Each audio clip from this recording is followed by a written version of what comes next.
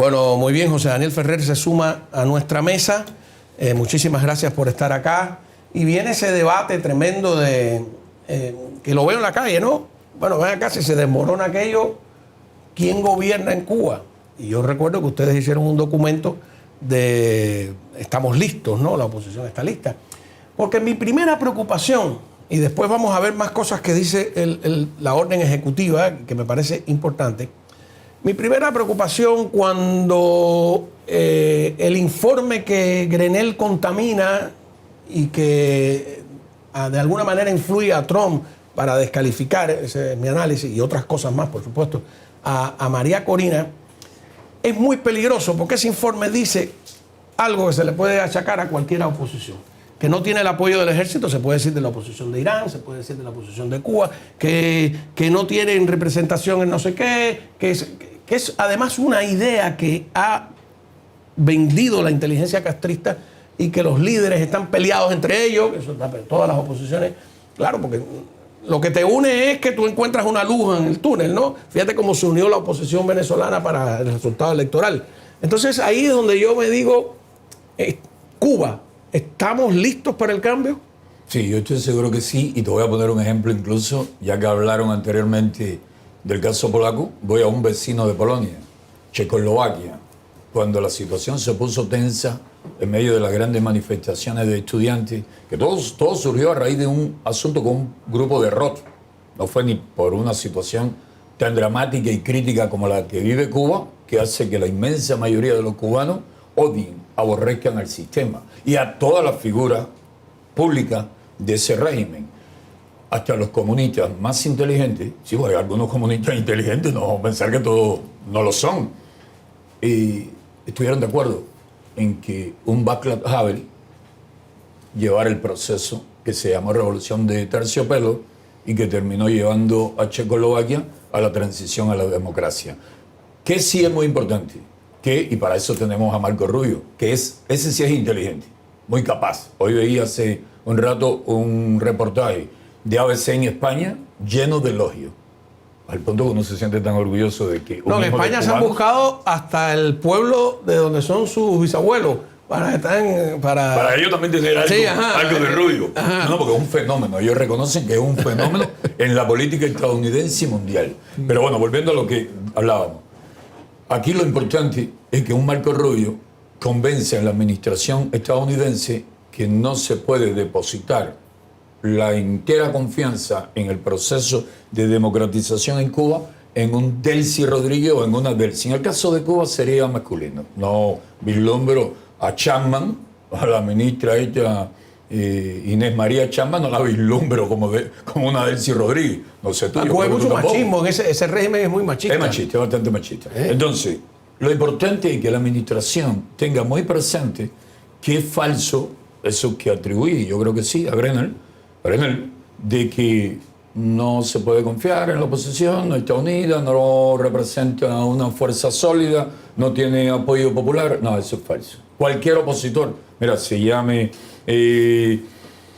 Berta Soler, se llame Félix Navarro, se llame Rosa María, se llame Coco Fariña, se llame Ángel Moya, se llame José Daniel, cualquier opositor le gana en apoyo popular, eso no me lo inventé, eso lo recojo constantemente entre la población.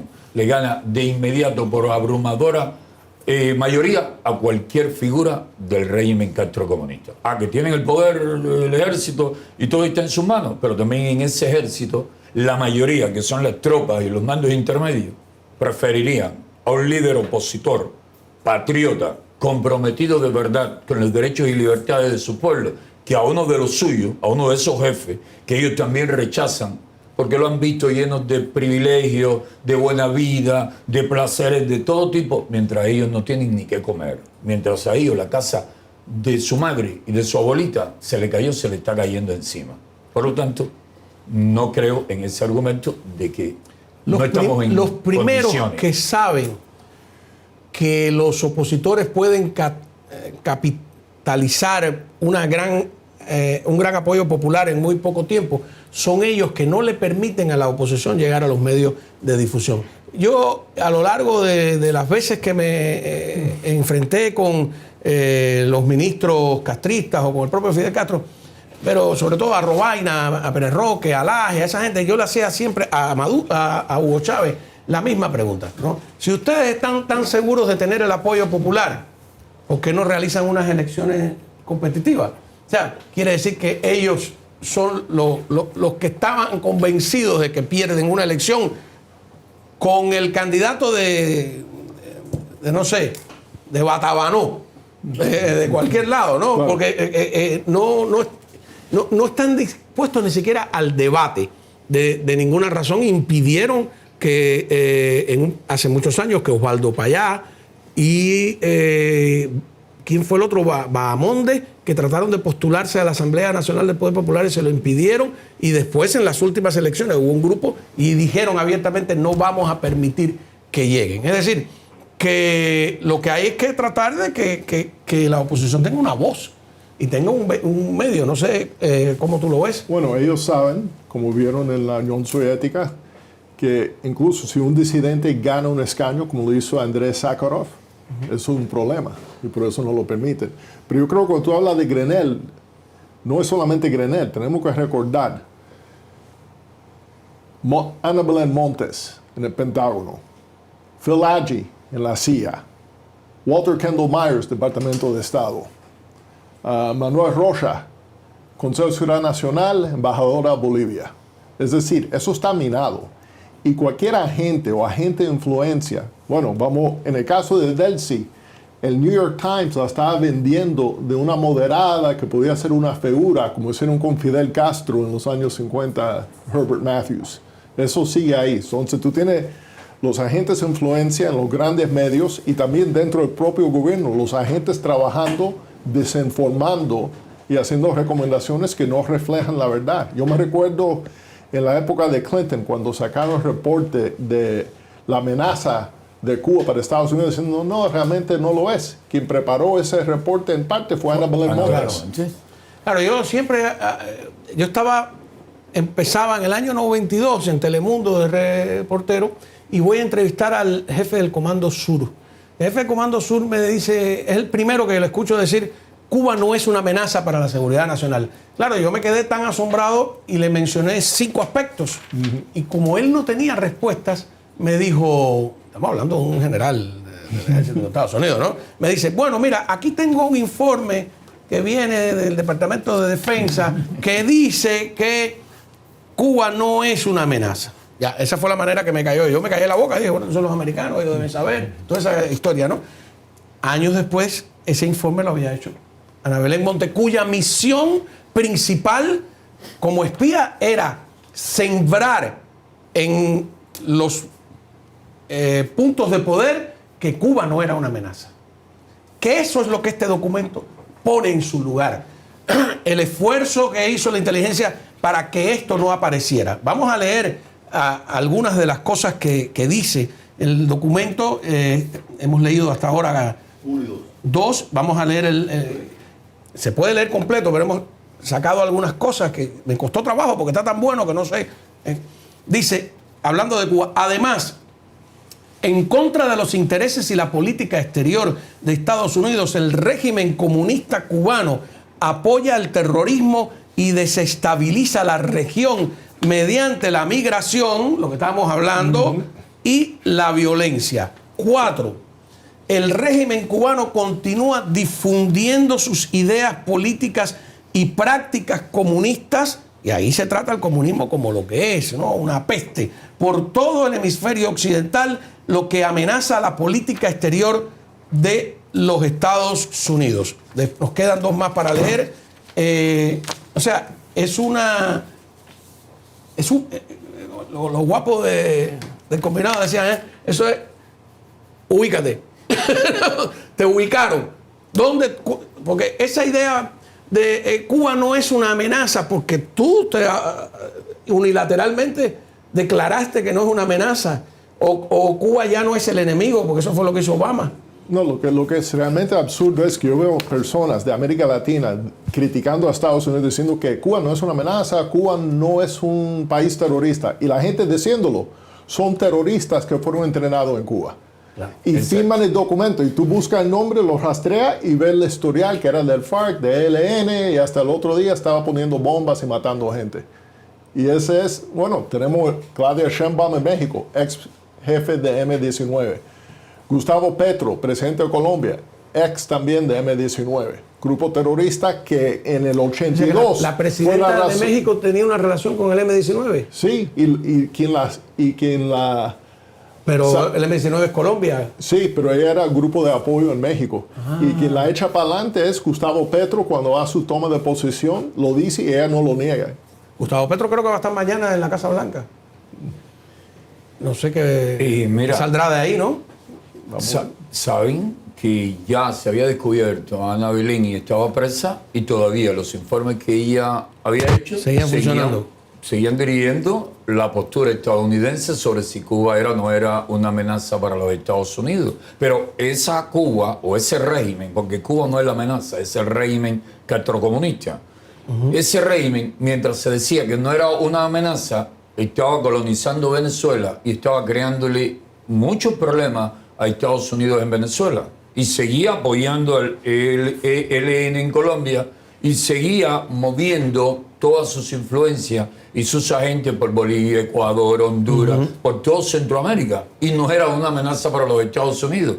Y era la misma amenaza que había sido en la década del 60 y del 70, lo que con otros métodos, porque ya no podían traer misiles nucleares y sembrarlos en Cuba apuntando hacia los Estados Unidos.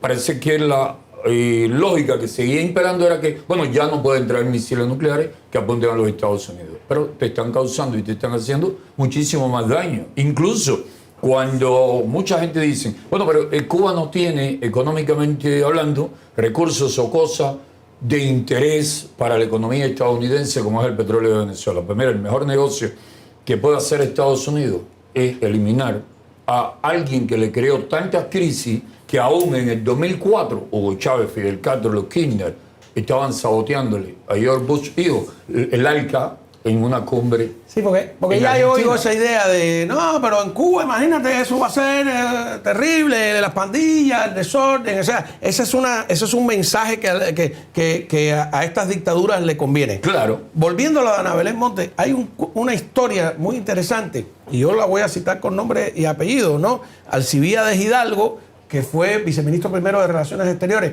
que fue jefe de despacho de Raúl Castro durante 10 años, cuenta la siguiente anécdota. Se queda el traductor de Raúl y de Fidel, que estaba en la embajada de Moscú, y el embajador se había ido de vacaciones y él quedaba con rango de embajador, se asila por Finlandia. Juan Suárez Rivas y algunas personas que yo conozco intervienen en ese, Carlos Alberto Montaner también, a ayudarlo a que deserte, qué sé yo, y viaja a Finlandia, pues un miembro de la inteligencia norteamericana, y le hace una larga entrevista. La preocupación, dice Alcibíades, de Fidel y de Raúl era en qué conversaciones estuvo de traductor este señor. Mandan a buscar en qué conversaciones, estaban muy desesperados por qué podía contar, qué no podía contar, etc. Dice que como a los 15 días Raúl llega con mucho alarde, tira un fajo de papeles sobre la mesa y dice, ven, ya tenemos aquí textual todo lo que le declaró a los servicios de inteligencia norteamericanos. Y esa Alcibíades que se quedó con eso y dijo, wow. Pasaron los años, Alcibíades se convierte en un exiliado, se encuentra con este traductor ruso en Tampa, creo que era, si nos está viendo desde la ciudad que vive ahora, que me podrá decir, y le dice, que Alcibíades lo primero que le pregunta es, ¿quién te hizo a ti la entrevista en Finlandia. a Ana Belén Monte? ¿Tú te imaginas eso? Sí, O sea, que lo que ese señor... Entonces, claro, ahí cuando tú ves esos informes que descalifican a la oposición venezolana, que descalifican a María Corina, que llegan incluso a manos del presidente, y que él lo cita, tú dices, Dios mío, y cuando tú revisas quién está detrás, mira quién está detrás, fulano, mengano, porque aquí, gracias a Dios, incluso hasta las cosas de inteligencia son públicas, en cierta medida. Entonces, lo que tenemos que evitar que empiece ese proceso de descalificación de la oposición. Entonces, yo estoy El seguro... régimen está trabajando fuerte en eso. Claro, claro. En todos los planos, perdóname, en todos eso los empezó aspectos. en Wikileaks, tú puedes ver esos documentos donde descalifican la oposición cubana. Eso ya se ha hecho y se sigue haciendo. Esa cosa es una lucha permanente, por eso es tan importante para ver a las diferentes vertientes unirse en un mensaje común, como el Acuerdo por la Democracia, o que se tiene un plan, etcétera, para poder mostrar eso. Pero el caso de Venezuela, donde la oposición se ha articulado de una manera que pudieron demostrar el fraude de Maduro, el apoyo del 67%. No, pero es decir, ellos han demostrado que sí tienen la capacidad de unidad, de organizarse, de tener el apoyo del pueblo. Y mira en qué terminó eso con este... Sí, estos señores que filtran eso. Ahora, por ejemplo, con José Daniel, porque alguien te dice, no, porque nadie conoce cuando Gustavo y Sebastián Arcos, que eran los líderes, gente decía, pero nadie conoce a Gustavo ni a Sebastián. Y yo decía, pero tú dices eso como si fuera la culpa de ellos. La culpa es del régimen que no les da acceso a los medios, ¿no? Entonces, no tiene sentido en eso, pero están ahí los líderes. Y yo estoy seguro, sin ponerme de acuerdo con aquí, ahora mismo, con José Daniel, que yo te digo, mencióname, vamos a pensar en las 6 provincias antiguas, ¿no? Oriente, sí. Camagüey, mencióname, yo estoy seguro que en cada provincia hay líderes capaces. 2 líderes en Oriente. En Oriente ahora en este momento. Bueno, miren, en Oriente, para serte sincero, el líder más conocido es un periodista independiente y está en Washington. A ese no le gana las elecciones nadie en la provincia de Santiago de Cuba. ¿Cómo dijiste? Mayeta. A Mayeta no le gana las elecciones para gobernador de Santiago de Cuba nadie. Y está en Washington. ¿Ah, sí? Sí, en Santiago hay una frase, que es la frase más popular, y es súbelo Mayeta. Cuando las personas ven algo, yo estaba en la prisión, y en la prisión me lo dijo una guardia. Me dijo un día, miró para los lados así para asegurarse que nadie la podía oír. Se acercó porque le tenían miedo a los micrófonos y me dice, ¿tú conoces a Mayeta? Yo no sabía que Mayeta se había convertido en un fenómeno a nivel de provincia y de todo Oriente. Y quizás más allá también. Y le digo, ¿qué Mayeta? Dice, el que publica en Facebook. Le digo, sí, Mayeta. Ah, no, sí, claro. Mayeta de Altamira. Está en Washington, amigo mío, empezó con la Unión Patriótica de Cuba. Me dice, todo lo que dice es verdad. Le digo, claro que lo que dice es verdad, yo lo conozco bien, es un joven en serio. Y cuando salgo, repartiendo comida en la casa, veo una viejita que no sé lo que pasa y dice, sube la Mayeta. Oye, pasó eso, yo no le di mucha importancia al asunto. Cuando lo vi por tercera vez, en 3 o 4 días, le digo a mi mujer, ven acá, y eso de sube la Mayeta, dice, eso es una frase que esta canción tiene y la canta todo el mundo por ahí. Cuando alguien ve una cola enorme, un abuso policial, una injusticia de cualquier tipo, la frase que al momento menciona es decir, la respuesta es súbelo Mayeta. Bueno, pero ahí has tocado. Y hay más líderes. Ahí has tocado. Pero están incluso en prisión. Por eso pensé, me quedé pensativo, me dije, ¿a quién menciono? Pero los más capaces, los más comprometidos, están en prisión. Como pasa en Matanza con Félix Navarro, Sailín Navarro. Bueno, pero muchos de los líderes de grandes cambios en la historia han salido de las prisiones y del exilio, ¿no? Vamos a empezar por nuestro primer presidente, ¿no? Nuestro primer presidente... Tomás Estrada de Palma. Don Tomás Estrada Palma ni siquiera fue a hacer campaña a Cuba, la hizo Máximo Gómez por él, ¿no? Era además el tesorero del Partido Revolucionario Cubano, el amigo de Martí, había sido presidente de la República en armas en la guerra del 68 y desembarcó a tomar posesión. O sea, quiere decir, y era hasta ciudadano americano. Uh-huh. En muchísimos procesos de izquierda y de derecha, ¿no?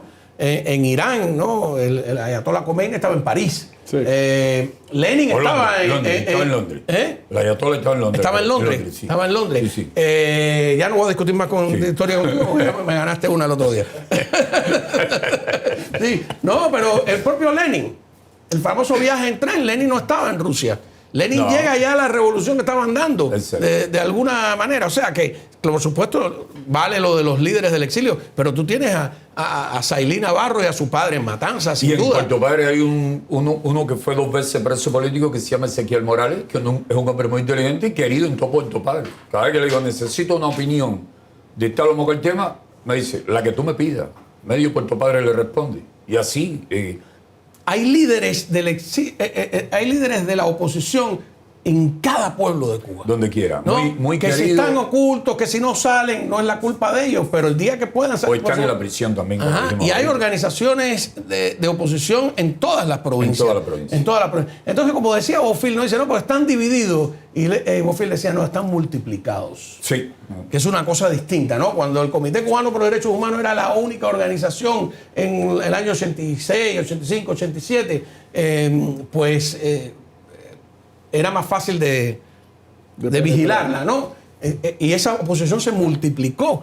Y eso es bueno, que se multiplique, es más plural la oposición y más difícil para el régimen de... Exacto. De descabezar, de desmembrar. O sea que eso, contra eso nos va a tocar, si de verdad empieza un proceso que es articular claramente a una oposición visible, hacerla visible. Pero te voy a decir algo que no sé si lo has analizado. Hay personas acá en el exilio tan populares en Cuba, como son los casos de Mario Pentón. Mario Pentón es una de las personas más conocidas hoy en día en Cuba. Y es un periodista que trabaja para Radio y Televisión Martí, que también tiene sus espacios en las redes sociales. Pero te hablo de Otaola, te hablo de Eliezer Ávila, te hablo de Juan Manuel Cao, que lo Pero conoce somos todo el periodistas, mundo. eso es otra cosa. Sí, no, ok. Selenki era humorista. Así que no me diga. Lo que te quiero decir, que son figuras públicas que quieren la libertad y la democracia de Cuba. Y en un momento dado, el mismo pueblo te puede decir, yo quiero a Cao de presidente, o lo quiero de vicepresidente, o lo quiero de congresista, de senador, tranquilo o aquí, de para diputado. poder vigilarlo a ustedes. No, un ejemplo que te pongo. Es un ejemplo que te pongo. Pero hablando en serio, y quien nos pueda, en medio de los apagones, estar viendo en Cuba, no se dejen llenar la cabeza de humo ni amedrentar con que lo que viene es peor, porque nada puede ser peor que lo que hay ahora. No, es imposible. Es imposible. Entonces, sí, porque yo recuerdo estando en Cuba que Juventud Rebelde publicó una nota para mí asombrosa que decía, esto no hay quien lo arregle, pero tampoco hay quien lo tumbe. Me pareció eso una cosa, un comentario ahí. Eso es un truco. Claro. ¿no? Eso sí hay quien lo arregle y evidentemente parece que hay quien lo tumbe. ¿Lo van a tumbar? ¿No? ¿O lo vamos a tumbar?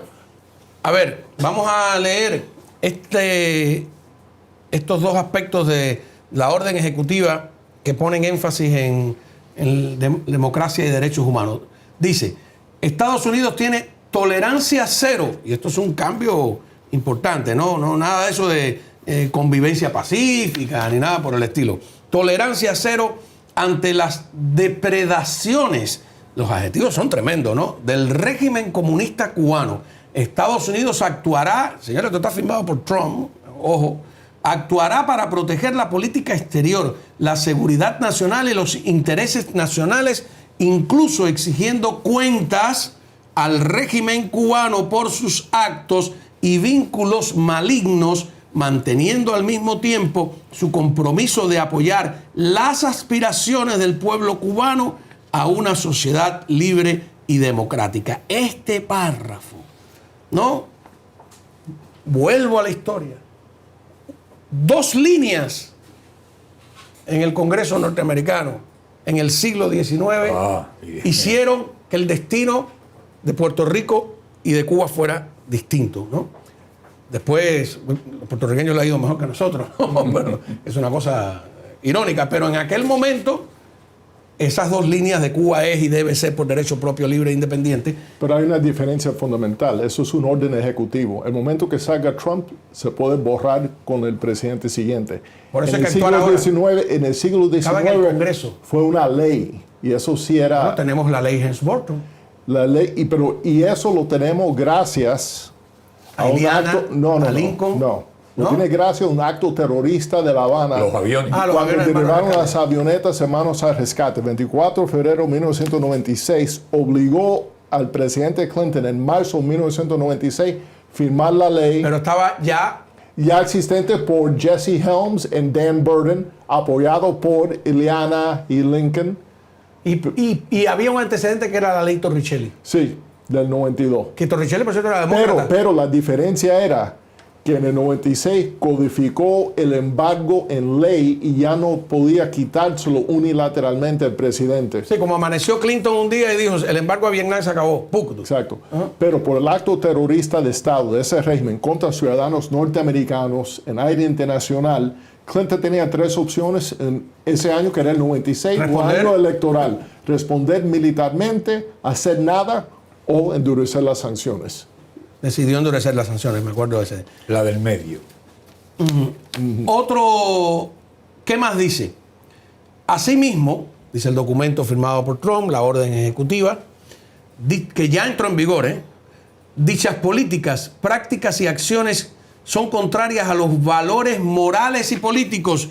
O sea, aquí hay un código moral de las sociedades democráticas y libres y contradicen la política exterior de Estados Unidos de promover el cambio pacífico en Cuba y la democracia, el principio de libertad de expresión y prensa, el Estado de Derecho y el respeto a los derechos humanos en todo el mundo. Me parece un párrafo fundamental, porque aquí hay gente promoviendo la idea de que Estados Unidos no puede provocar cambios de regímenes o de regímenes. Esa idea que le ata las manos a los Estados Unidos, porque me parece tremendo que Estados Unidos de repente haya una filosofía en los que pueden, de que no pueden. Entonces, aquí lo están diciendo claramente, ¿no? Promover el cambio pacífico en Cuba.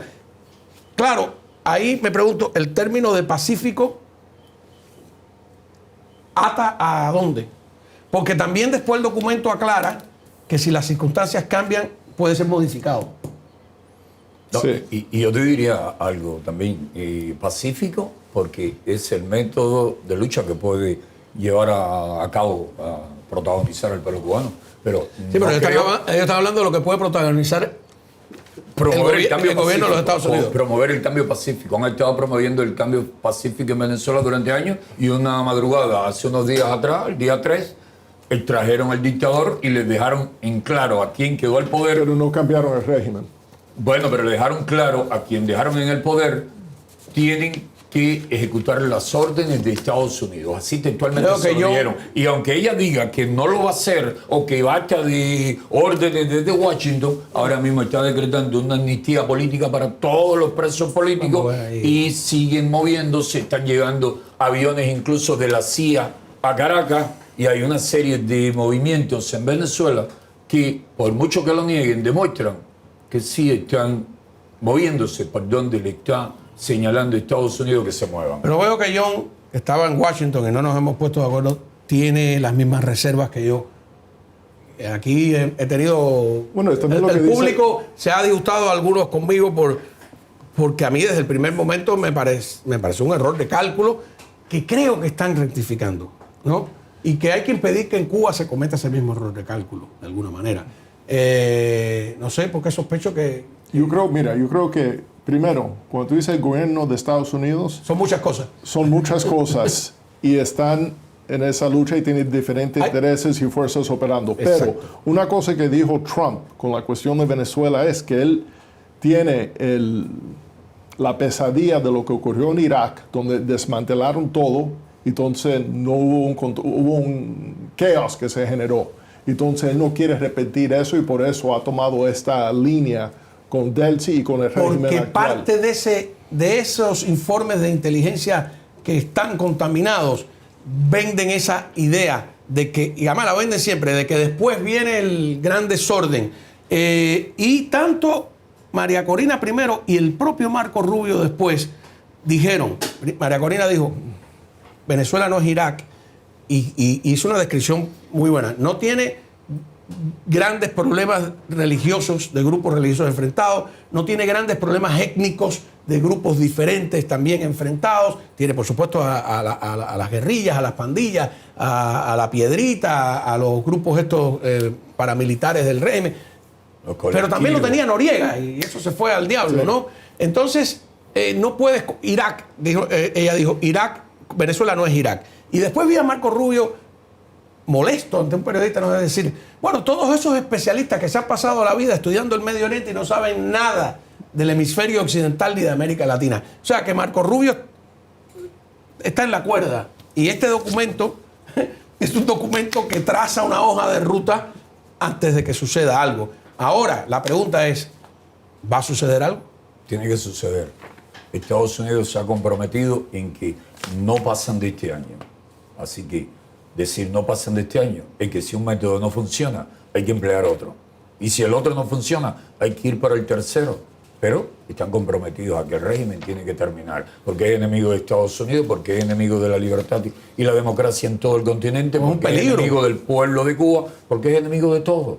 Es enemigo de todo lo correcto y justo. Y sobre lo que compara lo que están diciendo de Irak y Venezuela, son dos culturas totalmente diferentes, dos mentalidades, dos visiones del mundo totalmente diferentes. Compararlo es un error enorme, garrafal. Por lo tanto, la tesis tuya de que Delcy no debió haber sido la protagonista del proceso, yo también la comparto. No, yo lo que creo que no se debió descalificar a la oposición. Fíjate. No, por supuesto. Que es donde está el error, porque esa era una carta de triunfo de Estados Unidos. Exacto. Tienes una oposición organizada que ganó hizo las elecciones hace un año. Una gesta, para usar el término, una gesta heroica, para usar el término, que hicieron, no solo ganando las elecciones, sino probando el fraude. Entonces, Exacto. tienes una... Oye, la oposición venezolana lleva fajada entre ellos, se dicen horrores, hay que ver. De repente se unificaron, porque hubo un hecho concreto que los llevó a... bajo una... Yo recuerdo cuando yo iba al principio de Chávez y entrevisté a María Corina ahí en plena capital, que estaba con las dos hermanas, me decían, ella es una cifrina, que es un término que usan los venezolanos para decir que es una bitonga o una aristócrata o qué sé yo. Entonces, había como un desprecio de que ella era una chica de... Fíjate que el chavismo le dice los de los apellidos. Sí. No, y ella se fue ganando al pueblo humilde. Pero hay otro argumento. Sin dejar de ser decente, fina y educada. Exacto, pero hay otro argumento. El chavismo siempre ha sido tan débil que necesitaban de seguridad cubana para mantenerse en el poder. Has dado otra clave. ¿Tú no crees que esos 32 cubanos, la gente decía, hay más, a mí 32? No, hay mucho más. Pero a mí 32 me parece una cifra tremenda. O sea, tú dices, murieron 5 cubanos defendiendo a Maduro o no defendiéndolo alrededor de... Bueno, 32 es una cifra. O sea, esa cifra a nosotros creemos que hay más. No, pero esa cifra tiene que haber en todas las salas de redacción del mundo. Es una evidencia sobre la evidencia. Todo el mundo sabe que Cuba estaba metida ahí, pero los expuso. Exacto. Los expuso. 32 cubanos deben haber. ¿Cuántos hay en el resto del país? Exacto. Pero tú te imaginas. Es una ocupación militar. ¿Tú te imaginas que Bruno Rodríguez, Joana, Tablada, y muchos de ellos negaron siempre que había presencia militar allí? Maduro la negó, ¿no? Pero vamos al caso de los cubanos. Sí. ¿Tú te imaginas que hubiese sido Estados Unidos una entrevista el que con hubiese tenido, imagínate que Estados Unidos hubiese sido el que hubiese tenido ese tipo de influencia en otro país y lo hubiese estado negando?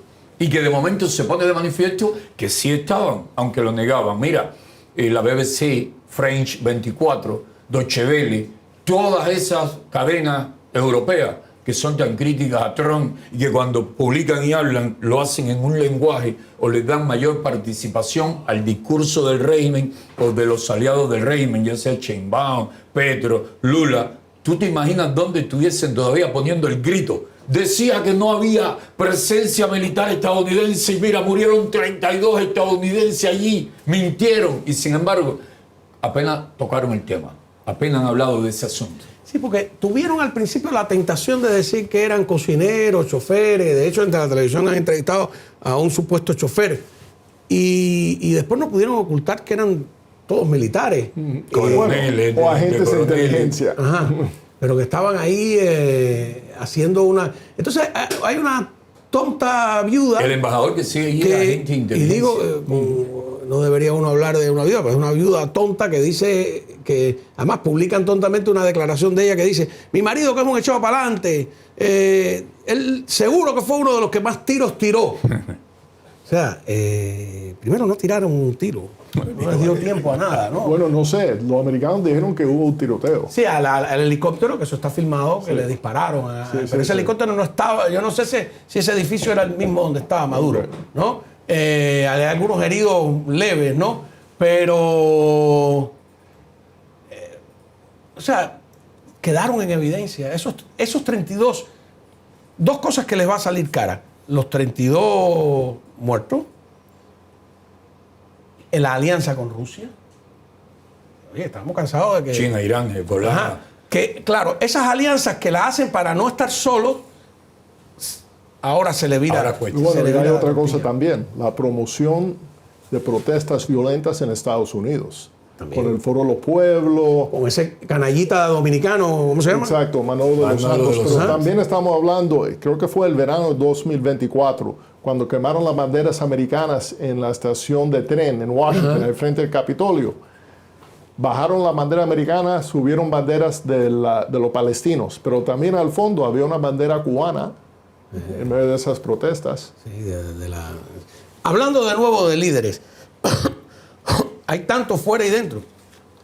Podemos olvidar a las mujeres, a Rosa María Payá, por Rosa supuesto, María, exacto. a Berta Berta Soler, Soler. Ajá. A Oscar Elías Bisset, ¿no? A Dagoberto Valdés, Luis Manuel Otero Alcántara y Michael Oxorbo Michael también. Oxorbo, Michael esa Castillo. imagen emblemática de él, que me recuerda la serie Raíces. ¿Te acuerdas? El opening de Raíces, con las cadenas, Abacal, ¿no? una joven matancera. Cici Abacal se llama. Y gente inteligente. Yo recuerdo cuando, Henry Constantín en Camagüey. también, inteligentísimo, Sí, ¿no? y valiente. Y sí. Y también está el hermano y la cuñada de Antúnez.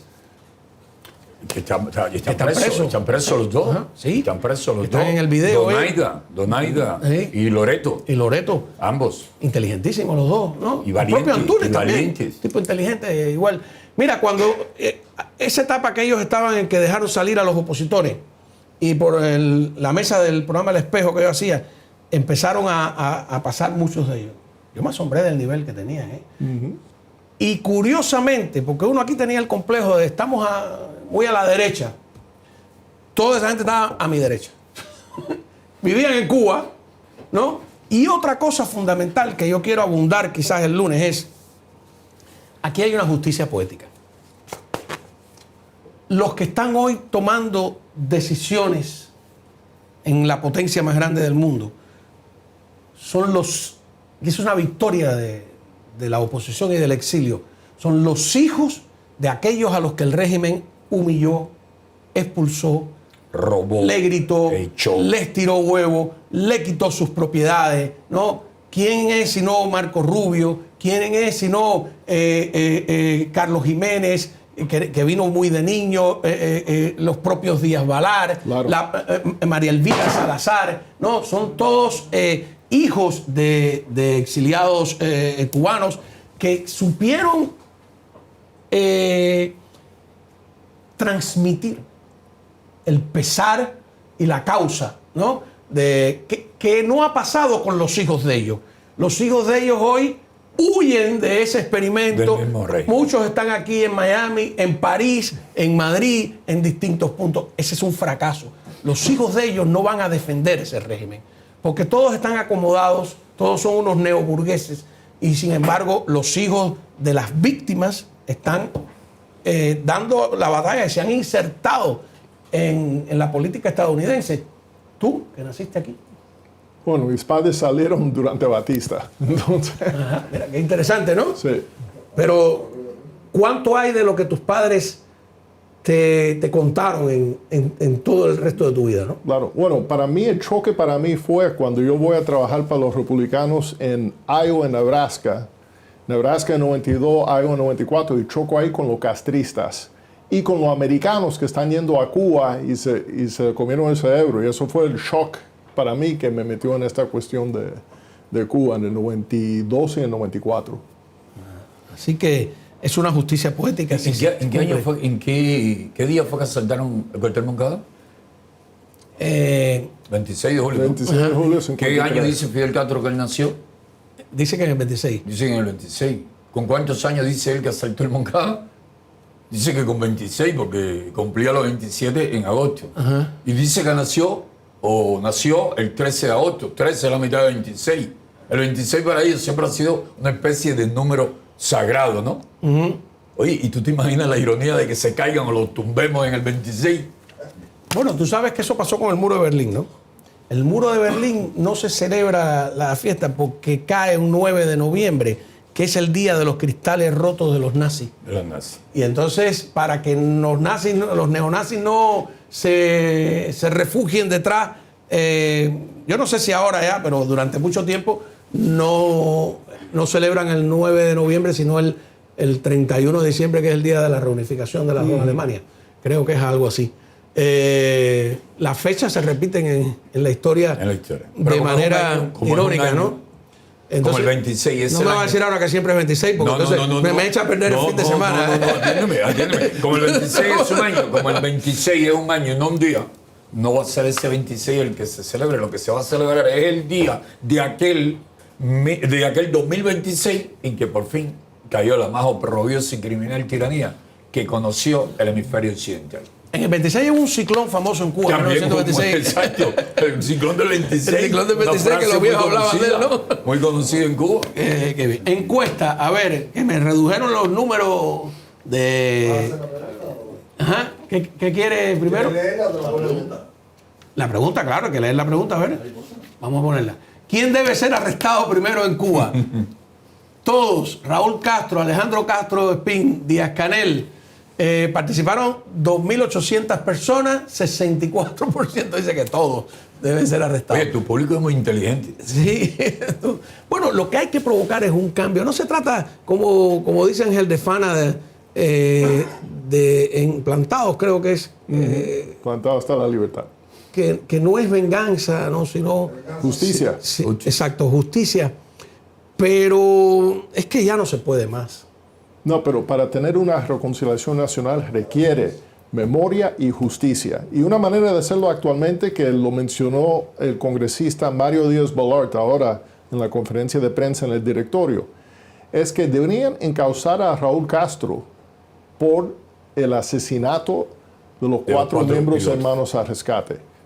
Carlos Costa, Mario de la Peña, Pablo Morales, Armando Alejandro Hijo, hombres que estaban haciendo el bien, salvando la vida de miles de cubanos en el estrecho de la Florida cuando fueron cruelmente asesinados por agentes del régimen de los hermanos Castro. Y en el caso de Alejandro, es un veterano del ejército de los Estados Unidos. Exacto, ¿no? de la Marina. De la Marina. Y Raúl Castro ya formalmente no es jefe de Estado. Debería ser sujeto a un encauzamiento y una búsqueda de justicia.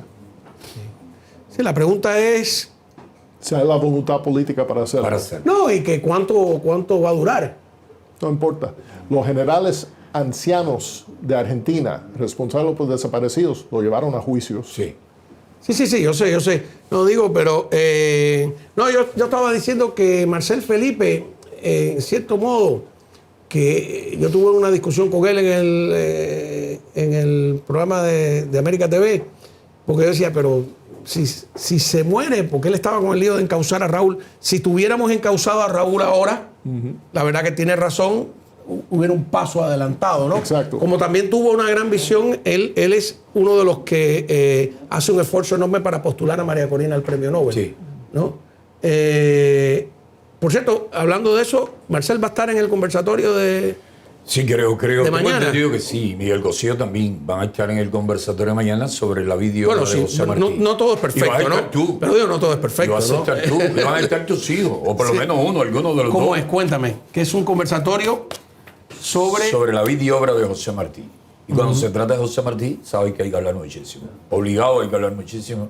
Porque en 42 años hizo y escribió tanto que parece que vivió un centenar de años. Era un exiliado, Martí, también. Un exiliado, y la mayor parte de su vida adulta la vivió acá en los Estados Unidos, en Nueva York principalmente. Bueno, no vamos a hablar de Arlene Rodríguez, que dice que Martí no conoció la luz eléctrica y precisamente vivía en Nueva York cuando Thomas Alva Edison estaba inaugurando su primera Dice que planta esa mujer eléctrica. es Premio Nacional de Periodismo. Ah, sí. Así te dice cómo está el periodismo en Cuba, ¿no? ¿A qué nivel ha descendido? Bueno, y otro exiliado fue Félix Varela, que enseñó a los cubanos a pensar. Sí, nunca pudo regresar. Porque él le tocó la generación anterior, ¿no? La que vivió la rebelión de la escalera, la conspiración de rayos y soles de Bolívar. Sí. Y es muy emocionante ir aquí en San Agustín y ver la estatua de él de cuerpo completo. Y fundó el primer periódico católico de los Estados Unidos. Es una cosa increíble, ¿no? Y sus escritos hoy en día, si los revisas, tienen muchísima, pero muchísima actualidad. Y la primera congresista hispana de Estados Unidos, Eliana Ross Layton, una cubana americana. ¿Sabes que encontré yendo a Tallahassee, en el museo, que es el Capitolio que está adelante, el viejo, que hubo por ahí tenía el nombre, ahora lo olvidé, hubo un congresista estatal en el siglo XIX que fue alcalde en Tampa, que era independentista, cubano, amigo de Martí, que regresó a Cuba y fue primer ministro en Cuba. Y está ahí, de lo más interesante. Qué historia, ¿no? Claro. Y cuando lees el libro que te presté, que espero que me devuelva la biografía. Va a ser devuelto. Va a ser devuelto. No, es que es la biografía de Oreste Ferrara, este italiano que terminó siendo mayor de la Guerra de Independencia.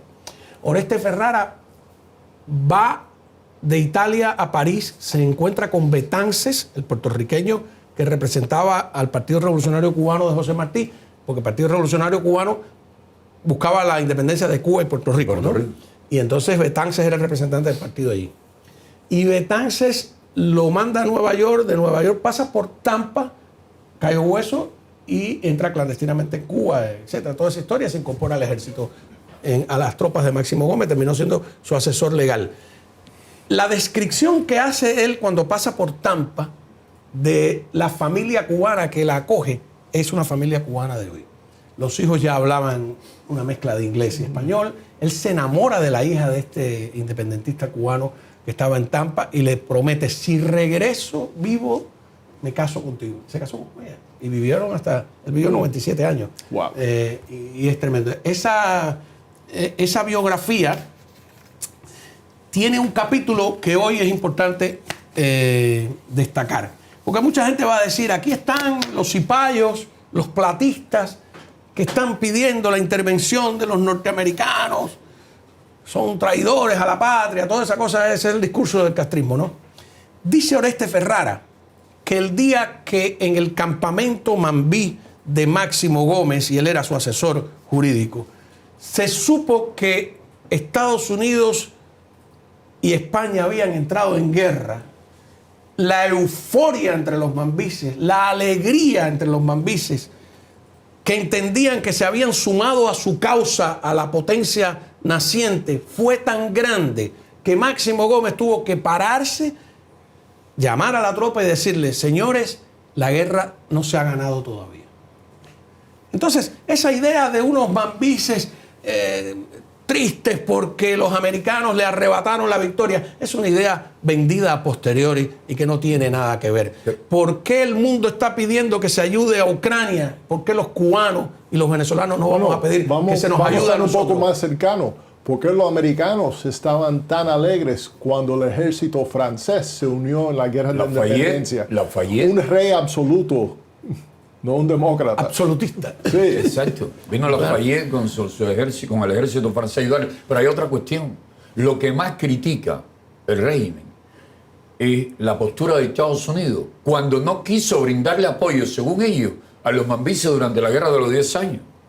Entonces, ¿se necesitaba el apoyo estadounidense? ¿Era válido? ¿Era deseado? Y vamos a tocar otro.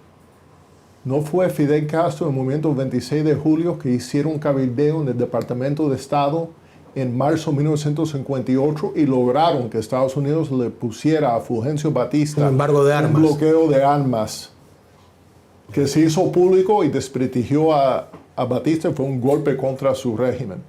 Y no era también ese trabajo de influencia de opinión pública que llevó a los diplomáticos americanos a decirle a Batista en diciembre de 1958 que se tenía que ir. Aquí está Juan, un amigo que tenía 15 años, que era el hijo del ministro de Obras Públicas de Batista, y que como él sabía inglés, el padre lo llevó a la reunión con el embajador norteamericano, Smith, creo que era, y que él, yo estoy tratando de convencerlo de que cuente ese diálogo. Cuando le dice, Estados Unidos le ha retirado a usted su apoyo, usted debe irse. Si nos está viendo Juan por ahí. ya tiene más de 80 años, ¿no? En aquel momento tenía 16. Fíjate cómo ha pasado el tiempo. Es decir, tenemos que revisar todo eso, ¿no? Nadie va a querer a Cuba más que nosotros, es un cuento chino, ¿no? Estamos la vida entera dedicada a hablar del tema. Y ya ni siquiera es un compromiso, porque cualquiera de nosotros no sabemos, bueno, tú estás más cercano, pero yo no sé si vuelvo allí, no tiene ningún sentido. Llevo 40 años fuera de Cuba. Es una causa... Va que vuelve. Es una injusticia por reparar. Exacto. Es una... incluso hay toda una etapa que le ha pasado a cualquier cubano cuando está en un lugar bonito, cuando está comiendo en un restaurante elegante, que dicen, concho, si la gente en Cuba pudiera tener esto, ¿no? Si la gente en Cuba pudiera... Yo estaba en un crucero y vi a cubanos tratando de comunicarse con sus familiares en la isla, cuando pasaba cerca, para enseñarles, ¿no? Y decirle, mira lo que hay en la libertad. Es decir, que los cubanos en el exilio, como los venezolanos, me imagino, o los nicaragüenses, no han olvidado nunca lo que dejaron atrás. Y esta justicia poética de que los hijos de aquellos que fueron humillados, ofendidos, expulsados, robados, como tú dices, golpeados o apresados, sean hoy los que están dirigiendo, porque no solo hablamos de Marco Rubio, está Mauricio Claver Carone, que es un ¿cierto? Está callado, pero estoy seguro que está trabajando arduamente, están todos los congresistas, ¿no? Ajá. Es muy bien. Pero que no se te olvide que a las 2 de la tarde, mañana, tiene un papel muy protagónico en el conversatorio en el Museo Americano de la Diáspora Cubana, en el 1200 de Coral Way, Miami, el código postal 33145. Así que no se te olvide. No, sí, cuando tú vas por Coral Way, que hace la curva, ahí ese edificio bonito que hay en el 1200 de Coral Way es el Museo de la Diáspora Cubana. Sí, vamos a hablar un poco de las semejanzas que hay entre lo que estamos viviendo y lo que se vivió en épocas de Martí aquí en los Estados Unidos entre los independentistas. Y vamos a ser realistas. Los grandes cambios en Cuba, la influencia de Estados Unidos fue fundamental. Tú mencionaste la caída de Batista, pero en 1933 la caída de Machado también tiene un papel importante. Aunque los cubanos también eran protagonistas en el 33. Claro. Sí, porque ellos tenían un plan con de Céspedes y no fue de Céspedes que terminó en el poder al final. Bueno, Céspedes es presidente hasta que lo depone... la pentarquía, ¿no? Bueno, la pentarquía. No, pentarquía primero a de Céspedes. Céspedes lo depone el golpe del 4 de septiembre, ¿no? Sí. Primero de los militares y los estudiantes. No sucede en Mendieta, creo que aquí no sucede. Hay una anécdota totalmente... Bueno, después de Céspedes hay como 7 años de inestabilidad hasta las elecciones del 40, ¿no? Pero hay una anécdota... No, Federico Laredo Bru pasó sus 4 años que sustituyó a Miguel Mariano Gómez. Fue Mambís Laredo Bru. Sí, y Miguel Mariano era hijo de José Miguel Gómez. Miguel Mariano Gómez le hicieron un impeachment. Lo destituyen y su vicepresidente Laredo Bru terminó el mandato con total tranquilidad. Lidiando con Batista de fondo. Sí, pero lo terminó muy bien. Porque Batista quería creo que era un centavo por cada saco de azúcar sin determinar de qué tamaño era el saco de azúcar, ¿no? Y para sus escuelas cívicos rurales. Exacto. Y entonces eso le daba un poder inmenso. Miguel Mariano Gómez se opuso. Batista amenaza con una marcha desde Pinar del Río tipo Mussolini hasta La Habana, porque estaba de moda, todavía el fascismo no estaba desprestigiado, ¿no? Y le hacen un impeachment, a pesar de que tenía la mayoría en el Congreso, eso es una cosa histórica. Después lo reivindicaron ya muerto y le perdonaron constitucionalmente. Es una historia apasionante, pero Estados Unidos interviene en 1898 y sin duda ayuda a la independencia de Cuba. En el 6 con la chambelona, en el 17 un poco, también en el 33 sin duda. Bueno, el 33 fue políticamente, no fue militarmente. Sí, no fue militarmente. No, interviene porque está ahí el embajador, ¿no? Claro, los embajadores. Pero tenemos un vínculo muy estrecho con Estados Unidos, lo que fue una cosa extraña y fuera de lugar es esa relación con la Unión Soviética. Eso sí fue raro. ¿No? Estaba allá en el otro lado. Y esas relaciones con China, con Irán, esas relaciones con Corea del Norte, eso sí está muy raro. No tiene que ver nada con nuestra idiosincrasia. Bueno, no tiene nada que ver con la idiosincrasia cubana mambí, pero sí tiene algo que ver con la idiosincrasia del hijo de un peninsular que odia a Estados Unidos. Exacto. Y que Estados Unidos tuvo un papel en la independencia de Cuba. Bueno, eso es una cosa que yo una vez en un encuentro, ya nos hemos alargado, me disculpan que hoy es viernes, que sé que todo el mundo quiere irse a su casa, ¿no? Con razón.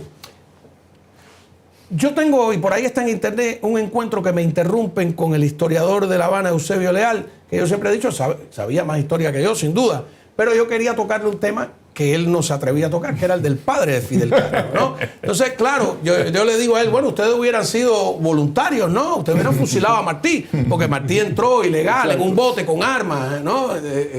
Casi tú le recitas los versos de Martí. No. Eso que dice que por la tumba del cortijo pasa el hijo, del soldado del invasor pasa el hijo. Sí, claro. El padre, un bravo en la guerra, envuelto en su pabellón, alza si de un bofetón lo tiende muerto por tierra. Casi tú le recitas eso. No, esa no me la sé. No, pero lo interesante, del padre de Fidel Castro, que yo he tratado de investigarlo y lo han borrado de casi todos los archivos, de todos, Ángel Castro Argiz, fue un soldado español en toda la guerra, desde el 95 hasta el 98. Regresa a España y después vuelve. Juanita Castro, una vez que yo dije eso, dijo que no, que su padre había llegado en 1905, 1903. No, esa es la segunda vez que llega a Cuba, ¿no? En la primera vez era un soldado, tengo entendido que nada letrado, pobre, que estuvo en el campo de batalla, no en una oficina. Raúl Castro reconoce que estuvo en la batalla de Santiago de Cuba una vez. Me sorprendió la única. ¿Por qué? Porque la batalla de Santiago de Cuba es contra los americanos. Sí. ¿No? Y, pero con los americanos estaba Calixto García y los mambis. Exacto. Por eso es que Raúl ha quitado la estatua de Calixto García del lugar importante que tenía en el malecón y la tiró para allá. Porque ese es Calixto García, ese héroe de la guerra de independencia, luchó contra su padre. Y a mí me contó un viejo exiliado que estaba en la escuela primaria con Fidel y que tenían un mapa, en esa época los mapas de la guerra de independencia, y la guerra de independencia estaba muy cerca en la memoria y en la fascinación de los niños, y que Fidel dice, aquí estaban nuestros soldados, y que los demás niños tuvieron que decirle, no, Fidel, aquí estaban los soldados españoles, nuestros soldados estaban acá. No, quiere decir que Fidel crece escuchando la versión española del padre, que odiaba, por supuesto, a los americanos, a los cubanos, etcétera, etcétera, ¿no? Entonces, toda esa utilización de la gesta mambisa, aparte, es una enorme hipocresía. Y siempre me pregunto, han borrado los expedientes y los deben haber comprado y todo, porque ¿en qué batallas estuvo el padre de Fidel? En la de Dos Ríos. ¿Vamos a averiguar sobre ¿Estuvo eso? en la de Dos Ríos? ¿Será la bala del padre de Raúl y de Fidel la que mató a Martí? ¿A Martí? ¿No? Estuvo en la batalla donde muere Antonio Maceo y Panchito Gómez Toro, no lo sabemos. Bueno, algún día se sabrá. Pero también vamos a tocar los pecados de los hijos, porque Fidel Castro, cuando muere Francisco Franco, el gran fascista, le dio 3 días de luto en Cuba, ¿no? Claro. Porque muchos de sus maestros habían sido falangistas. No, pero todo eso habrá que revisarlo. Entonces, curiosamente, el primer antiimperialismo de la República es el de los españoles, que odian a los americanos que le quitaron su isla, ¿no? Entonces, su preciada joya. Toda esa muela antinorteamericana hay que revisarla, ¿no? Y los grandes patriotas. Agramonte iba al campo de batalla con una bandera americana bordada aquí. Cuando hacen en Guaymaro la Asamblea Constituyente, hay 2 banderas a escoger, la de Céspedes y la de Narciso López, que es la bandera de los anexionistas, que tiene la estrella que ellos pensaban sumar a la estrella americana y el triángulo de los masones. Y esos héroes de la guerra de independencia escogieron la bandera de Narciso López sobre la de Carlos Manuel de Céspedes. Quiere decir que el anexionismo en esa época no era visto como lo vieron después los que revisaron la historia. Era una causa lógica ante una revolución democrática, exitosa, que le dio unas libertades a sus pueblos que no daba en ese momento la metrópoli española. Por lo tanto, nosotros no estamos pidiendo aquí ni la anexión de los Estados Unidos, porque eso no tiene ya ningún sentido, pero sí la ayuda de los Estados Unidos. Es legítimo, absolutamente legítimo, pedir esa ayuda como la pide Ucrania o como la pide cualquier víctima. Pero no solamente Estados Unidos, del mundo democrático en general. Bueno, pero el mundo democrático tiene oídos más porque hay una cuestión. de madera, ¿no? No, pero el problema es esto. En este momento, uno de los principales fuentes de ayuda a ese régimen es Europa. Sí, cortar eso es algo sumamente importante y se puede hacer basado en los valores democráticos y también la amenaza de los soldados cubanos apoyando a Putin contra los intereses de Europa hoy en día. Exacto, totalmente de acuerdo. Lo hicieron en el papel hace unos días, pero no es vinculante. Europa es también muy antinorteamericana. Claro, pero es parte de nuestra lucha. ¿Y cómo le debe? Para la libertad de Cuba se tiene que decirle a esta gente, oye, a pesar de tu antiamericanismo, no puedes estar defendiendo una dictadura que está oprimiendo a un pueblo. Eso tiene que cambiar. Y en este momento, esa dictadura está tratando de destruir tu libertad en Europa con Putin. Claro, y nos falta también en Europa que los nombres como el de José Daniel o el de Rosa María o el de Luis Manuel Otero Alcántara, etcétera, se conozcan. En esa biografía también, tú dices, bueno, ¿y por qué un italiano como Oreste Ferrara termina en la guerra de independencia? Dice él que en los periódicos europeos los nombres de Martí, de Máximo Gómez y de Maceo eran totalmente populares para quien leía periódicos en esa época. Claro, sospecho que porque ya la prensa americana empezaba a tener una influencia global, para usar el término de hoy en día, ¿no? Porque de otra manera no me explico por qué en Europa, la Europa de la época, los nombres, pero la independencia llegó a ser una causa americana. Llegó a ser una causa de Estados Unidos, llegó a ser una causa de los mexicanos, de los guatemaltecos. Martí era pues cónsul de Guatemala. Sí. Pero también de los masones. Pero también de los masones. De los masones. Y ahí también es donde tú tienes una red de masones en Europa. Claro. Que es interesante. Otro día tendremos que tratar cómo algo que fue tan fuerte como la masonería en el siglo XIX y principios del XX perdió fuste político después. Perdió, pero todavía sigue. Por lo menos en Washington lo vemos. Okay. Bueno, en cada... Bueno, saca $1 ahí a ver a los masones. No, pero no se mete en dólar. En embajadores y otras personas son masones todavía. 10 y 28, ¿no? Sí, pero antes que cierre. Europa con Estados Unidos debía ser un poco agradecida. Estados Unidos salvó a Europa de Hitler, de Stalin y de Mussolini. Entre otras, el plan Marshall reconstruyó a Europa Occidental. Le deben tanto a los americanos para que sean tan poco agradecidos y para todo, que ¿no? sean y para Europa que sean, en muchas cosas, y para ¿no? que se porten tan mal con el caso cubano. Europa del Este está clara. Nuestros amigos checos nos han ayudado. Polacos también, los lituanos tienen buena postura. Ahora los de Estonia también. Exacto. Asumieron una buena posición. Y antes que cierre, los que vivieron el comunismo. ¿Sabe la historia? Sí, claro. Sí, pero algunos vivieron el comunismo y han vuelto a gobiernos muy por las de generaciones izquierda, ya más jóvenes. ¿Sabe la historia de la Carta García? ¿Pero de qué? ¿De Manuel García, el rey de los campos de Cuba? No, McKinley. Hay una historia tan famosa que hizo famoso al general Calixto García en los años 1900, 1901, 2, 5 todavía, en el año 1905. Uno de los textos más leídos en el planeta era un escrito que se tituló La Carta García. Y es la historia de que dicen que McKinley necesita un hombre súper hábil y capaz que le lleve una carta a Calixto García, allá en la Manigua de Oriente, para ponerse de acuerdo sobre la próxima operación militar de Estados Unidos. Y alguien le dice, algún asesor le dice, bueno, yo tengo el hombre que puede llevar la carta esa. Es un teniente, creo que de apellido Rowan, algo así. Y buscan al hombre. Y le dicen, cuando se lo traen a McKinley, McKinley le dice cuál es la misión que hay que cumplir. El hombre cogió la carta y salió. Y McKinley le dice que se lo trajo. Oye, ni preguntó detalles y cosas. Y dice, bueno, si preguntara detalles y cosas, no era el hombre capacitado para llevarla. ¿No? Entonces, ese hombre lleva la carta. La historia es tan interesante y motiva tanto al liderazgo proactivo, audaz, que se dice que cuando se publica aquella historia como algo que invita a ser alguien decidido, capaz. Dicen que cuando la guerra entre los rusos y los japoneses, creo que esa guerra es de 1905, si mal no recuerdo, los soldados japoneses todos tenían en su bolsillo, en su mochila, en su equipaje, una copia en japonés de la carta. Oye esto, por la motivación que daba leer aquella historia del hombre que dejó la carta a García. Y entonces, cuando los rusos mataban a algún japonés, o lo hacían prisionero y le descubrían el documento, aquello le llamó la atención. ¿Y esto qué cosa es?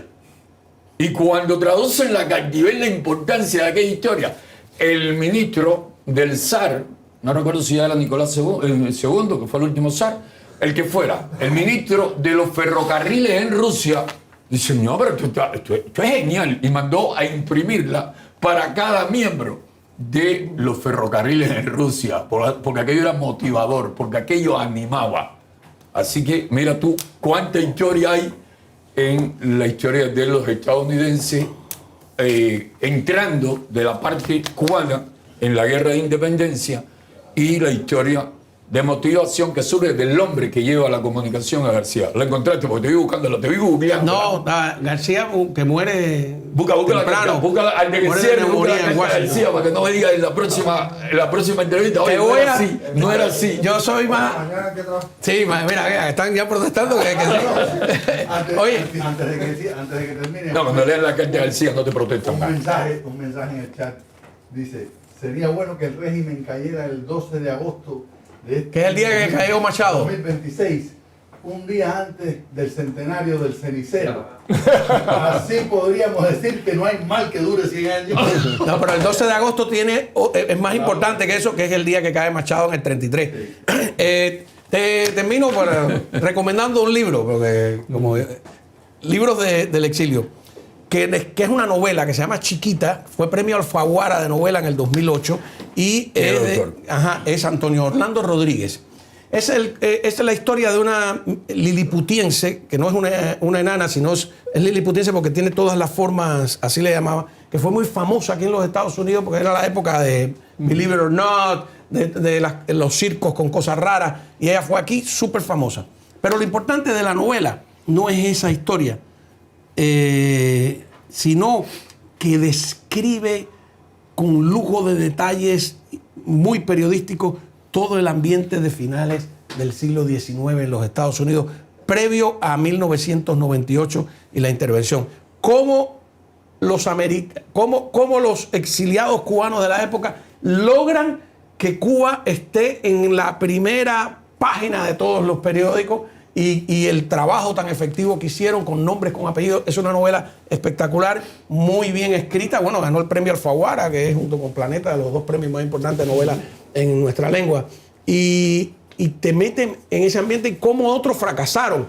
Por ejemplo, cómo fracasa la princesa de Hawái, estaba por aquí exigiendo o buscando que se le reconociera como heredera y no lo logró. O sea, fue un trabajo muy espectacular el de los cubanos del siglo XIX en unos Estados Unidos en pura expansión, que lograran que se reconociera la independencia. Nos toca a nosotros ahora, de alguna manera, yo creo que empatar ese trabajo del siglo XIX y lograr que sí se reconozca la oposición cubana y que sí se haga un cambio hacia la democracia, y si sucede algo, no suceda con esos canallas que le den una vuelta de tuerca y se queden ahí en el poder. Todo lo contrario, ¿no? Así que espero que... Esa es mi esperanza y creo que tengo derecho a ese sueño, como todos los cubanos. Te veo más optimista hoy. ¿Sí? Sí. No sé.